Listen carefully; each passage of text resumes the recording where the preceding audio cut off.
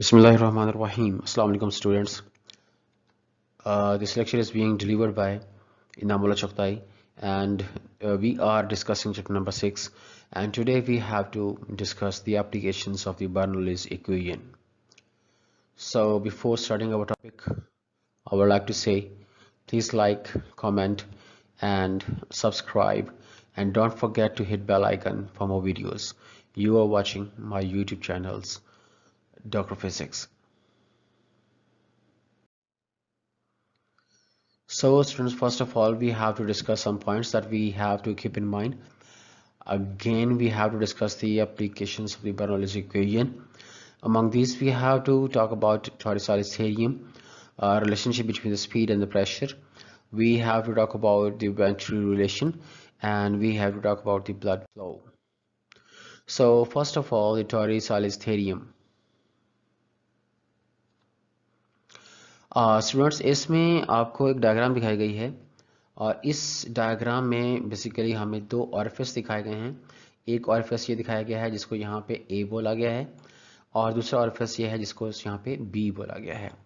तो ऑरिफिस ए पे जो वेलोसिटी है वो v2 दिखाई गई है, और ऑरिफिस बी पे इसके लॉन्ग जो वेलोसिटी होगी उसको v3 यहाँ पे मेंशन किया गया है। और ये है हमारे एक top of the tank, top of the water in the tank, और वहाँ पे वेलोसिटी v1 दिखाई गई है। बात कुछ यूँ है कि जब सपोज एक टैंक है और उस टैंक के बॉटम के करीब दो ऑरिफिसेस बन गए, तो उन ऑरिफिसेस से पानी बाहर आएगा। जब ऑरिफिसेस से पानी बाहर आएगा तो टैंक के अंदर जो पानी का जो लेवल है वो आहिस्ता आहिस्ता नीचे कम होगा। अब चूंकि पानी का लेवल v1 बहुत आहिस्ता से कम होता है और इसकी वेलोसिटी v2 और v3 बहुत ज़्यादा है, लिहाजा हम v1 को इस केस में नेग्लेक्ट कर सकते हैं। इनफैक्ट टॉरिसेलिस थ्योरम हमें क्या बताता है? टॉरिसेलिस थ्योरम हमें इन ऑरिफिसेस से निकलने वाले पानी की स्पीड के बारे में बताता है।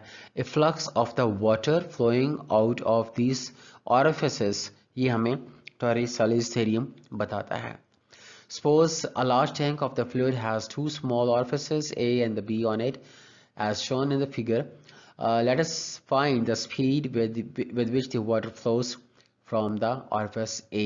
हम A के हवाले से बात कर रहे हैं। Since the orifices are so small, so the flux speed V2 and the V3 will be much larger than the speed V1 of the top of the surface of the water. We can therefore take it as approximately 0. किसकी बात कर रहा है? V1 की। Suppose अगर घर में आपके मतलब वाटर टैंक होगा, वाटर टैंक के अगर बॉटम के करीब कोई सुराख बिल्डअप हो जाता है तो वहाँ से पानी बाहर आएगा, और अगर आप ऊपर जाके इसके ढक्कन को उतार के देखेंगे तो पानी हल्का हल्का उस सुराख से तो बाहर आ रहा होगा, लेकिन अगर हम ढक्कन से उसके अंदर देखें तो हमें अंदर का जो पानी का लेवल है वो बहुत तेज़ी से नीचे जाता हुआ बिल्कुल महसूस नहीं होगा। परहैप्स हम उसको डिटेक्ट भी नहीं कर पाएंगे कि पानी नीचे जा रहा है या नहीं जा रहा। सो दैट्स वाई यहाँ पे भी वही कहा गया कि हम V1 को निगलेक्ट कर सकते हैं। अब ये हमारे पास बर्नौलीज इक्वेशन है, और इस बर्नौलीज इक्वेशन में P1 plus half rho V1 square plus rho GH1 is equal to the P2 plus half rho V2 square plus rho GH2। अब यहाँ पे दो पॉइंट्स के हवाले से बात की गई है, एक पॉइंट A और एक पॉइंट ये एट द टॉप जो ऊपर है उसके हवाले से यहाँ बात की गई है। तो जहाँ पे हम P1 की बात करते हैं ये हमारा P1 या at the top P this वो दिखाया गया है, और जहाँ P2 की बात करते हैं तो यहाँ हमारा ये P लिखा हुआ है, मैं इसके साथ 2 लिख देता हूँ, ये P2 के हवाले से बात की गई है। तो बेसिकली ये हमारा टोटल पोर्शन जो है वो 1 के हवाले से बात की जा रही है, और ये वाली जो है लोकेशन ये 2 के हवाले से बात की जा रही है।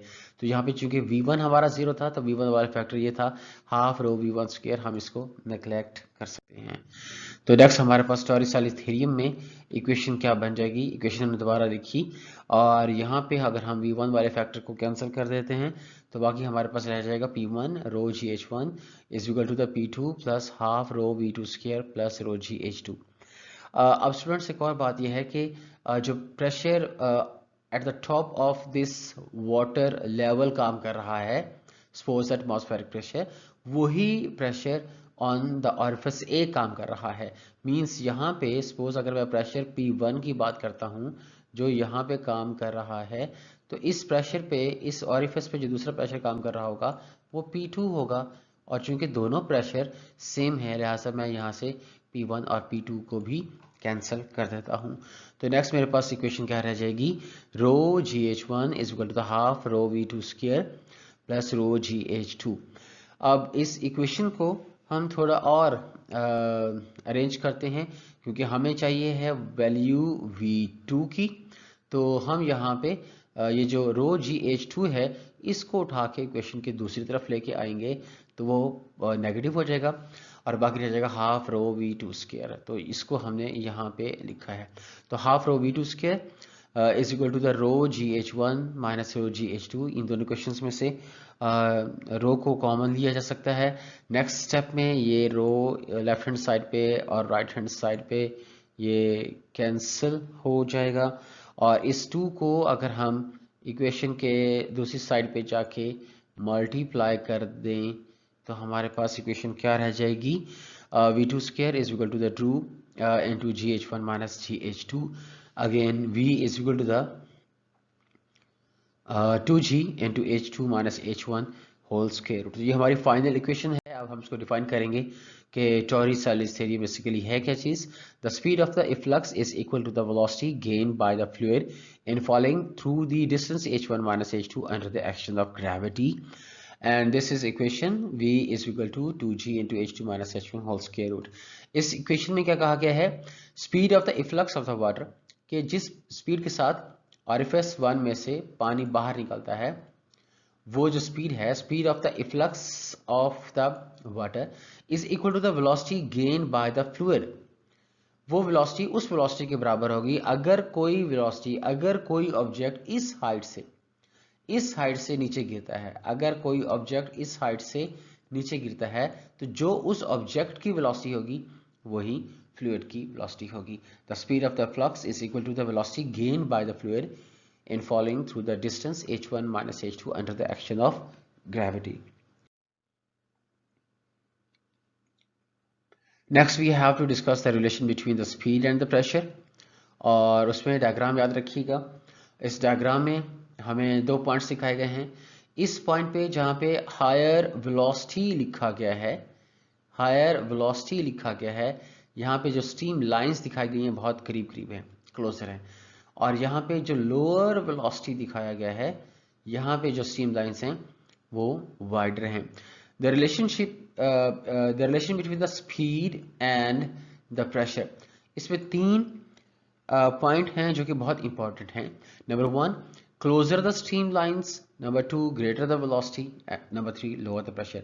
मींस जहां पे स्ट्रीम लाइंस क्लोजर होती हैं वहां पे वेलोसिटी ज़्यादा होती है और वहां पे प्रेशर कम होता है। तो ये हमारे असम्पशंस हैं, इसको याद रखिएगा। Relationship between the speed and the pressure, closer the stream lines, greater the velocity, lower the pressure. जहां स्ट्रीम लाइंस करीब करीब होंगी वहां वेलोसिटी ज़्यादा होगी और वहां पे प्रेशर कम होगा। हम इन असम्पशंस को वेरीफाई कर सकते हैं।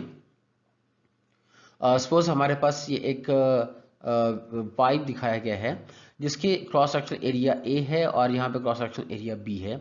एरिया A ज़्यादा है, एरिया B ज़्यादा कम है। इक्वेशन ऑफ कॉन्टिन्यूटी में हमने पढ़ा था कि जहाँ एरिया कम होता है वहाँ पे वेलोसिटी ज़्यादा होती है, लिहाजा B वाली जगह पे वेलोसिटी B कितनी है, 2 मीटर पर सेकेंड सपोज, और A चूंकि एरिया ज़्यादा है तो यहाँ पे वेलोसिटी कम होगी, तो VA की वैल्यू कितनी है, 0.2 मीटर पर सेकेंड। अब हम ये वैल्यूज जो हैं, हमारा डाटा क्या बन गया, VA है 0.2 मीटर पर सेकेंड, VB है 2 मीटर पर सेकेंड, और रो की वैल्यू हमारे पास density of the water that is 1000 kilogram per metre cube. अब हम इस डाटा को यूज करेंगे बर्नौलीज इक्वेशन में और इसको हम पुट करेंगे। इस इक्वेशन में हम लोग चूंकि हाइट ऑलमोस्ट सेम कंसीडर करते हैं। सपोज अगर मैं रेड लाइन रेफरेंस लाइन दिखाता हूं तो यहाँ से अगर मैं इसकी हाइट देखता हूँ इसके एरिया A की, और फिर उसके बाद हाइट देखता हूँ इसकी B की, तो ये ऑलमोस्ट हाइट में इसे सेम कंसीडर कर सकता हूँ। क्योंकि ये पाइप्स अमूमी तौर पर प्रैक्टिकल जो इंडस्ट्री में अगर देखा जाए तो ये काफ़ी डिस्टेंस पे होते हैं, लिहाजा अगर इनमें थोड़ा सा कहीं पे डायमीटर कम होता है या ज़्यादा होता है तो इनकी हाइट में कोई प्रैक्टिकल चेंज आने वाला नहीं है, इनकी हाइट को हम ऑलमोस्ट सेम कंसीडर कर सकते हैं। लिहाजा ये जो इक्वेशन हमने लिखी है और ये इक्वेशन है बर्नौली इक्वेशन, तो इसमें हाइट का फैक्टर दोनों तरफ हम कैंसिल कर देते हैं कि height is the same for both of the portions. तो हमारे पास बाकी इक्वेशन क्या रह जाएगी, P A plus half rho V A square is equal to the P B plus half rho V B square. अब हमने पी ए पी बी इनका प्रेशर का डिफरेंसेस लेना है, लिहाजा हम इस वाले फैक्टर को उठा के उस तरफ ले जाते हैं और ये बन जाएगा half rho V B square minus half rho V A square. अब यहाँ पे हाफ रो दोनों तरफ कॉमन लिया जा सकता है, हाफ रो हमने कॉमन ले लिया, ये इस इक्वेशन में भी हाफ रो मौजूद है और इस इक्वेशन में भी हाफ रो की वैल्यू मौजूद है, तो V B square minus V A square रह जाएगा। अब इसमें हम वैल्यूज पुट करेंगे और कैलकुलेट करेंगे तो हमारा प्रेशर डिफरेंस रहता है वो 1980 न्यूटन पर मीटर स्क्वायर आता है। तो रिजल्ट क्या हुआ, ये जाहिर करता है कि स्टीम लाइंस जहां पे क्लोजर होती हैं, this shows that the pressure in the narrow pipe where the steam lines are closer together is much smaller. Pressure बहुत कम होगा जहां पे स्टीम लाइंस क्लोजर होती हैं, वहां प्रेशर बहुत कम होगा then the wider pipe. Thus we can conclude where the speed is high the pressure is low. याद रखिएगा ये वही 3 पॉइंट्स हैं जो हमने स्लाइड पे प्रीवियसली हम देख चुके हैं कि जहाँ पे स्टीम लाइंस क्लोजर होती हैं वहाँ पे वेलोसिटी ज़्यादा होती है और प्रेशर कम होता है। तो ये था हमारा relationship between the velocity and the pressure. Next we have to discuss the venturi relation, और वेंचुरी रिलेशन के हवाले से अगेन हमारे पास सपोज एक ऐसा वेसल है जिसमें एक हिस्सा कॉन्स्ट्रिक्टेड है, इसका एरिया कम है, यहाँ पे एरिया A2 जो है वो हमें कम दिखाया गया है और एरिया A1 जो है वो ज़्यादा है। If one of the pipe has a much smaller diameter then the other, मतलब एक हिस्सा डायमीटर कम है, एक का ज़्यादा है, as shown in the figure it is assumed that pipe has horizontal so the rho g h terms becomes equal। यहाँ पे भी हमने दोनों टर्म्स को rho g h को इक्वल ले लिए है ऑन द बोथ साइड्स। सो हमारे पास बर्नौलीज इक्वेशन ये है, हम दोनों तरफ इसके अगर कैंसिल कर देते हैं हाइट वाले फैक्टर को, ये हाइट वाला फैक्टर हमने कैंसिल कर दिया तो हमारे पास बाकी इक्वेशन रह जाएगी, ये रह जाएगी P1 plus half rho V1 square plus P2 half rho V2 square. याद रखिएगा वेंचुरी रिलेशन में हमने वेलोसिटी फाइंड करनी होती है इस रिलेशन में, तो हमारे पास अब ये इक्वेशन रह जाएगी P1 minus P2 half rho V2 square minus half rho V1 square. यहाँ पे 1 आना चाहिए गालिबन, यहाँ पे 1 आना चाहिए और यहाँ पे हाफ रो कॉमन ले लेंगे इन दोनों इक्वेशंस में से, तो नेक्स्ट हमारे पास ये इक्वेशन रह जाती है V2 square minus V1 square और बाहर इसका हाफ रो था। As a cross section area A2 is smaller as compared to the A1। अब A2 की वैल्यू बहुत कम है, A1 की वैल्यू ज़्यादा है, डायग्राम में हम देख सकते हैं। और अगर यहाँ पे इक्वेशन ऑफ कॉन्टिन्यूटी अप्लाई की जाए तो A1 V1 is equal to A2 V2। So V1 की वैल्यू क्या बन जाएगी A2 V2 ओवर A1। अब यहाँ पे A2 बहुत कम था, चूंकि A2 की वैल्यू बहुत कम थी और सपोज अगर वो निगलेक्ट की जाती है अप्रॉक्सीमेटली 0, तो फिर ये V2 A2 V2 bye A1 इसकी वैल्यू भी बहुत कम होगी, हम इसको निगलेक्ट कर सकते हैं, ये वैल्यू भी बहुत कम होगी, हम इसको निगलेक्ट कर सकते हैं। सो अब ये जो हमारे पास जो इक्वेशन थी ये वाली equation half rho V2 square minus V1 square, मैं इसको सर्कल करना चाहूँगा ताकि आपको समझ आए कि मैं इसकी बात कर रहा हूँ। अगर मैं अब इसमें V1 की वैल्यू इस इक्वेशन में पुट कर दूँ तो हमारे पास बाकी इक्वेशन क्या रह जाएगी, बाकी रह जाएगी P1 minus P2 half rho V2 square, तो मैंने V1 को 0 कर दिया। So this is the Venturi relation. This is known as Venturi relation, which is used in Venturi meters, a device that is used to measure the speed of the liquid, especially in the Venturi duct in the constricted areas. Next हमारे पास example है take off of the aeroplane. Again हमारे पास जो wings हैं, specially ये take off हवाले से बात की गई है, थोड़ा सा एंगल बनता है विंग का अपलिफ्ट करने के लिए, मतलब थोड़ा सा सामने से विंग उठा हुआ होगा। इस तरह जो स्ट्रीम लाइंस बनती हैं, ऊपर आप देख सकते हैं स्ट्रीम लाइंस क्लोजर हैं, अभी हमने पढ़ा जहाँ पे स्ट्रीम लाइंस क्लोजर होती हैं वहाँ पे वेलोसिटी ज़्यादा होती है और वहाँ पे प्रेशर जो है ना वो कम होता है। इस तरह नीचे वाले हिस्से पे जहाँ पे स्ट्रीम लाइंस हमारी वाइडर हैं और वेलोसिटी हमारी लोअर है और प्रेशर हमारा क्या होगा, ज़्यादा होगा, लिहाजा ज़्यादा प्रेशर कम प्रेशर की तरफ मूव करेगा, मीन्स कि ये इस एरोप्लेन को अपलिफ्ट करेगा, इसको ऊपर की तरफ उठाएगा। तो ये हमारा टेक ऑफ द एरोप्लेन में एक एग्जांपल हमने डिस्कस की। इसी तरह सेकंड एग्जांपल है मैग्नेस इफेक्ट और the swinging of a ball. इसमें भी वही केस है कि जब एक बॉल मूव कर रही होती है, सपोज जब बॉलर मूव करवाता है, बॉलर बॉल को फेंकता है, तो ball at the same time अपने एक्सिस पे भी रोटेट कर रही होती है, जिससे यहाँ पे दिखाया, और फॉरवर्ड भी मूव कर रही होती है, जिसकी वजह से on one side of the ball the stream lines are closer, the velocity is greater, the pressure is lower. So on the other side stream lines wider होंगी, इसकी वेलोसिटी जो होगी वो कम होगी और प्रेशर ज़्यादा होगा। यही चीज़ यहाँ पे दिखाई गई है, ऊपर closer stream lines higher velocity and lower pressure, और नीचे वाली साइड पे आप देख सकते हैं जहाँ पे स्ट्रीम लाइंस वाइडर हैं वहाँ पे इसका जो है वो लोअर वेलोसिटी जो है ना वो कम होगी और प्रेशर ज़्यादा होगा, लिहाजा ये बॉल अपवर्ड मूव करेगी। मींस कि ये बॉल जब टकराती है ज़मीन के साथ तो ड्यू टू इनबैलेंसिंग फोर्सेस ये बेसिकली एक एक्स्ट्रा कर्वेचर लेती है, एक स्विंग बनता है, जिसकी वजह से प्लेयर को इसको खेलने में मुश्किल होती है। That was the Magnus effect और the swinging of the ball. Next we have to talk about the blood flow. First of all, the blood is incompressible. Incompressible का मतलब हमने क्या पढ़ा था, जहाँ पे velocity, जहाँ पे उसकी डेंसिटी एक जैसी रहती है, मीन्स इसकी density nearly equal to that of the water है। लेकिन अगले ही सेंटेंस में हम कहते हैं due to the high concentration of the RBCs the viscosity of the blood is 3 to 5 times than that of the water. RBCs की वजह से इसकी वेलोसिटी ज़्यादा हो गई। उसके बाद pressure of the blood inside the blood vessels हमेशा ज़्यादा होता है as compared to the atmospheric pressure से।